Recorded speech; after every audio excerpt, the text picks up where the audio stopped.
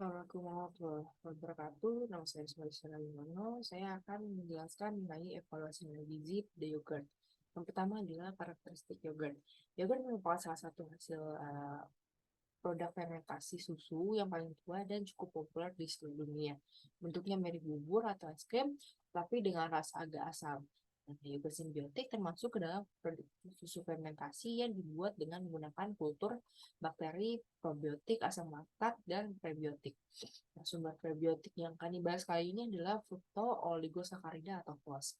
FOS memiliki ketahanan tinggi terhadap hidrolisis oleh asam maupun enzim pada saluran gastrointestinal manusia dan hanya dapat dicerna oleh probiotik dan menghasilkan asam lemak rantai pendek seperti asetat dan laktat.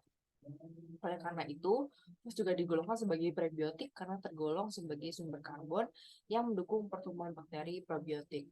FOS yang berperan sebagai prebiotik yang memiliki efek menguntungkan terhadap mikroflora usus dengan merangsang pertumbuhan atau aktivitas sejumlah bakteri di usus besar dan mengurangi penyerapan lipid disertai dengan peningkatan ekstrasi lipid melalui proses.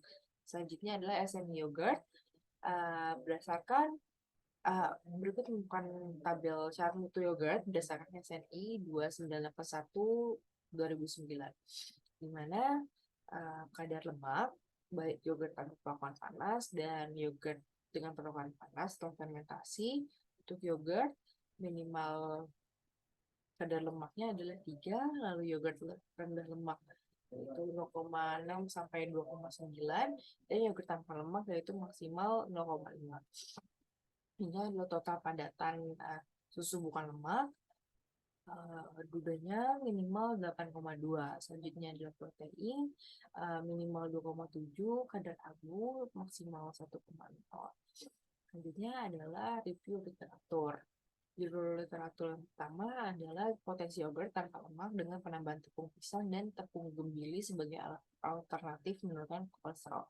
Pada tahun 2014, kami menulis Ruth Katrina dengan hasil yaitu penambahan tepung pisang dan tepung gembili dalam pembuatan yogurt memberikan pengaruh signifikan pada kadar serat, yaitu N1 0,026% dan N2 0,078%. Kelompok N1 memiliki kadar asam lemak kadar asam propionat tertinggi yakni sebesar 569,96 ppm dan berwarna yellowish orange, sedangkan N2 memiliki kadar asam propionat 52,51 ppm serta berwarna orange pink.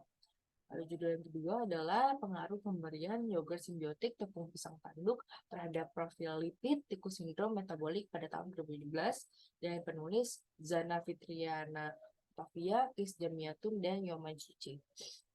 Dengan hasil program 1 yaitu pakan standar dan yogurt simbiotik tepung pisang tanduk 0,009 mili per gram berat badan per hari dan perlakuan 2 pakan standar dan yogurt simbiotik tepung pisang tanduk 0,018 mili per gram berat badan per hari.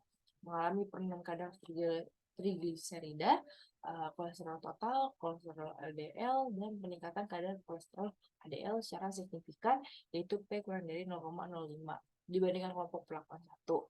Kelompok pelakuan 2 menunjukkan penurunan kadar trigliserida 1,56%,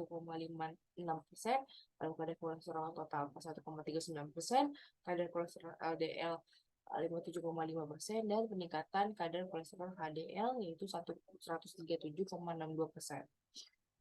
Pada darah dengan judul pengaruh yogurt simbiotik pisang terhadap kadar glukosa dan insulin tikus sindrom metabolik pada tahun 2017 dengan penulis Vicky Cahyaningrum Ramawati, Kis Jamiatun, dan Nyoman Suci. Dengan hasil uji beda t-test menunjukkan ada perbedaan kadar glukosa darah dan insulin sebelum dan setelah diberi perlakuan pada kelompok P2 yaitu 0,000.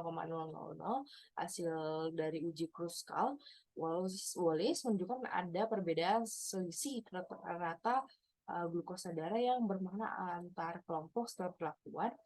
Lalu hasil uji one way ANOVA menunjukkan ada perbedaan selisih rata kadar insulin yang bermakna antar kelompok setelah perlakuan. Sekian dari saya, kurang lebihnya mohon maaf. Wassalamualaikum warahmatullahi wabarakatuh.